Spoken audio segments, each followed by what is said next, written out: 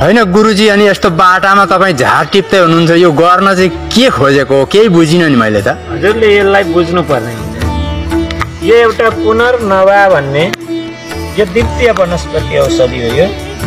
यसले आँखाको ज्योति, गुमेको ज्योतिलाई पनि फर्काउने काम गर्छ। यदि हजुरलाई मोतीबिन्दु भएको छ हजुर, अथवा जलबिन्दु भएको छ अथवा कुनै त्यस्ता आँखाका त्यस्ता समस्याहरू छन् भनेदेखि यो झार हेर्नुहोस् कति राम्रो छ। यो यसको मुन्टा खाने हो। हजुर, यसलाई सब्जीको रूपमा प्रयोग गर्न सकिन्छ, अचारको रूपमा प्रयोग गर्न सकिन्छ भनेदेखि त प्रतिदिन हामी जुन सब्जीहरू प्रयोग गर्छौँ हजुर, त्यो सब्जीमा एउटा मुन्टो अथवा एक पत्तै मात्रै भए पनि यसलाई मिलाएर खाने गर्छौँ। अर्को कुरा अचारहरू बनाउँछौँ, हजुर, त्यो अचारमा पनि यो लगाउँ। दाल पकाउँछौँ, एउटा मुन्टो दालमा पनि लगाएर पकाउँ अनि यसलाई नित्य सेवन गर्ने गरौँ।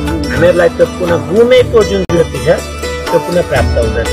यस्तो दिव्य औषधि हो यो चाहिँ। हजुर गुरु, देवताका डाक्टरहरू अश्विनी कुमार जस्ता हजुर, दिव्य ती डाक्टरहरूले यो औषधिको प्रयोग गर्नुभएको थियो च्यवन ऋषिका लागि। हजुर, जो कि च्यवन ऋषि आँखा देख्नुहुन्न थियो, उहाँलाई यही औषधि प्रयोग गरेर ती अश्विनी कुमारहरूले दिव्य ज्योति प्रदान गर्नुभएको थियो। आज त्यही औषधि हो। देख्नुहोस् यो सबैका लागि लाभदायक छ। यो कुनै रोगीले खानु हुँदैन भन्ने पनि हुँदैन, सबै रोगीका लागि। यसका त अरू पनि धेरै रोग निदान गर्ने यसका शक्तिहरू रहेका छन्। अब धेरै रोगका लागि यो प्रयोग गर्न सक्छ। होइन, राम्रो चिज हो यो। अनि अर्को कुरा गुरु, जस्तो हामी अहिले त जस्तो यो माझीटार समुद्र सतहभन्दा केही 150-200 मिटर माथि लगभग त्यस्तै होला, त्यस्तै मात्रै छ। तर लेक साइडतिर पाइन्छ पाइँदैन?